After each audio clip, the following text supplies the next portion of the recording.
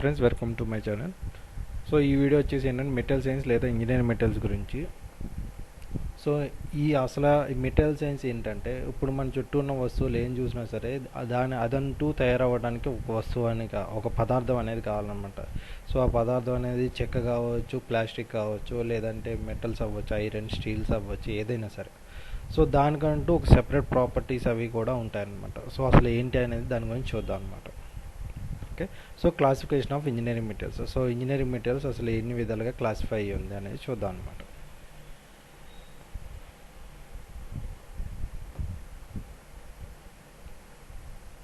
So ఇక్కడ చూస్తే మనకి మెటాలిక్ ప్రాపర్టీస్ ఇంకా నాన్ మెటాలిక్ ప్రాపర్టీస్ అని రెండు విధాలుగా డివైడ్ అయ్యి ఉందన్నమాట.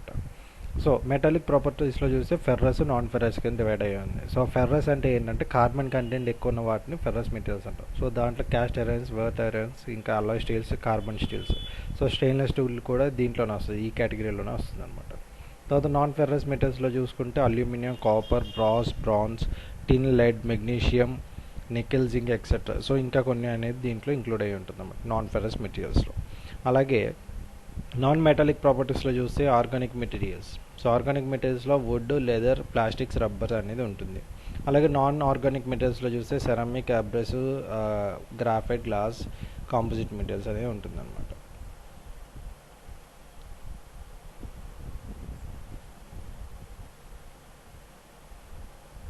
సో ఇవ్వండి. So ferrous material with metallic ప్రాపర్టీస్తో అయితే ఇవి ఉంటాయి అన్నమాట. సో నాన్ ఫెర్రస్ మెటీరియల్ అయితే సో దాంట్లో aluminium, brass, zinc, tin, magnesium, lead, nickel, titanium అనే మెటీరియల్స్తో ఇవన్నీ మెటీరియల్స్తో ఉంటుంది. అలాగే next organic material with non metallic properties అయితే would, plastic, paper, rubber, leather, petroleum. So ఇవన్నీ కూడా ఆర్గానిక్. సో ఆర్గానిక్ అంటే ఏంటంటే మనకి భూమి లోపల నుంచి వస్తాయి అన్నమాట. నెక్స్ట్ ఇన్ఆర్గానిక్ మెటీరియల్స్లో చూసుకుంటే మనకి mineral, cement, glass, ceramic, graphite, composite materials అనేది ఉంటుంది అనమాట. సో నెక్స్ట్ వీటిలో ఇంకా మెకానికల్ ప్రాపర్టీస్ కూడా ఉంటాయన్నమాట. సో అవి ఏంటంటే stiffness, strength, elasticity, plasticity, ductility, malleability, hardness, brittleness, creep, formability, castability, weldability. So ఇవన్నీ ఏంటి అంటే సో స్టిఫ్నెస్ అంటే ఎంతవరకు తట్టుకుంటుంది, స్ట్రెంగ్త్ అంటే దానికి ఉన్న పట్టు దృఢత్వం అనొచ్చు. అలాగే ఎలాస్టిసిటీ, సో ఎంతవరకు సాగుంటుంది, ప్లాస్టిసిటీ, సో ఈ సాగిన తర్వాత ఏ పాయింట్ దగ్గర అయితే కొంచెం సాగు అలా డిఫార్మేషన్ అనేది జరుగుతుందో అది బ్లాండ్ ప్లాస్టిసిటీ అంటాం. సో డక్టిలిటీ అంటే హార్డ్గా ఉంటుంది బట్ బ్రేక్ అవుతుంది అనమాట. సో మ్యాలబిలిటీ ఏంటంటే బాగా జిగురుగా ఎక్స్టెండ్ అవుతుంది కదా, సో దాన్ని మ్యాలబిలిటీ అంటాం. హార్డ్నెస్ ఏంటంటే కొంచెం హార్డ్ అంటే ఎక్కువ ఎంత ఇంపాక్ట్ అయినా సరే తట్టుకుంటుంది. సో బ్రిటిల్నెస్ ఏంటంటే పౌడర్ లాగా బ్రేక్ అవుతుంది అనమాట.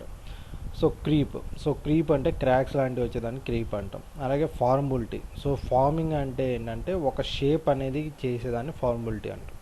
సో క్యాస్టబిలిటీ ఏంటంటే క్యాస్టింగ్ కూడా అవ్వగలదు అని. వెల్డబిలిటీ ఏంటంటే వెల్డింగ్ కూడా చేయొచ్చు అనమాట. సో ఇవన్నీ కూడా మెకానికల్ ప్రాపర్టీస్లో వస్తాయి. సో దీని గురించి ప్రతి మెటీరియల్కి డిఫరెంట్గా మీకు ఇంకా నెక్స్ట్ వీడియోస్లో ఉంటాయి. సో మీకు దాంట్లో చూడొచ్చు అనమాట. సో దేనికి ప్రాపర్టీస్ ఎలా ఉంటాయి ఏంటి అనేది.